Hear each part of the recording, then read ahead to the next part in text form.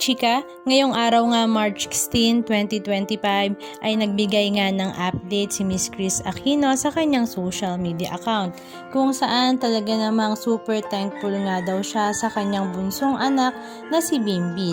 Dahil nga sa pagiging mabuting anak nito, napaka-supportive at higit sa lahat nga ay ang kanyang pinaka-caregiver. Si Bimbi na nga ang nag-aalaga sa kanyang mami since ma-diagnose nga ito ng kanyang autoimmune. Si Bimbi nga rin ang umaalalay sa kanyang kuya Joshua sa mga bagay-bagay. Pero sabi nga ni Miss Kris Aquino, ngayon nga daw ay sa ibang lugar nakatira si Joshua at hindi nga daw nila kasama sa kanilang tirahan. Matatandaan nga last month, February 26, 2025, ay ang first public appearance ni Miss Kris Aquino nang umattend nga siya sa FIFOL Asia kung saan tumanggap nga siya ng award. Ito nga ang pinakaunang pagkakataon na lumabas nga siya ng bahay at talaga namang makikita na ang improvement sa kanyang kalusugan.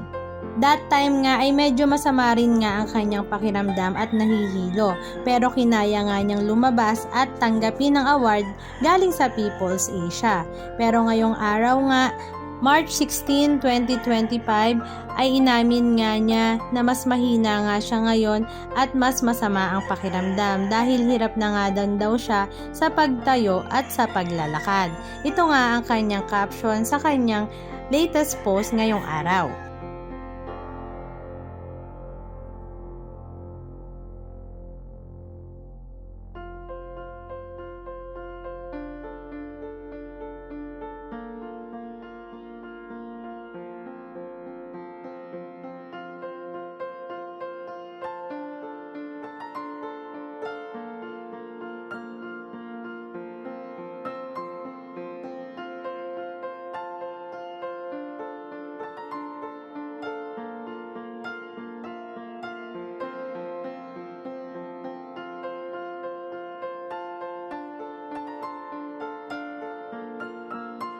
Sa picture nga rin na kanyang ibinahagi ay binubuhat na nga siya ni Bimbi papunta sa bathroom dahil hirap na nga daw talaga siya maglakad at sa lahat ng pagkakataon ay nakahiga na nga lamang siya.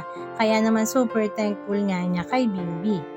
Halika at panoorin natin ang ilan sa mga video clips ganap ng kanyang pag-attend at pagtanggap ng award galing sa People's Asia.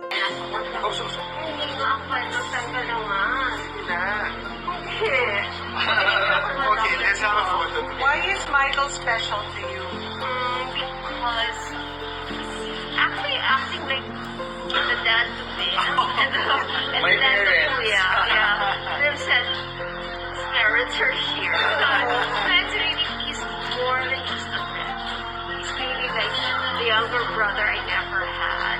And there are people who say that I'll be there for you or bang asahan mo ako, but Michael has proven that so many times and in so many ways.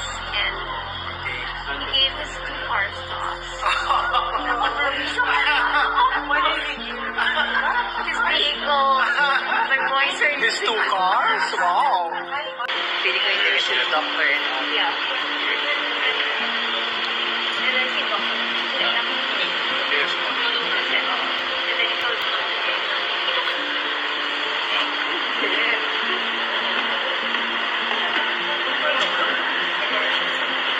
Alright, good job. yeah, he did on the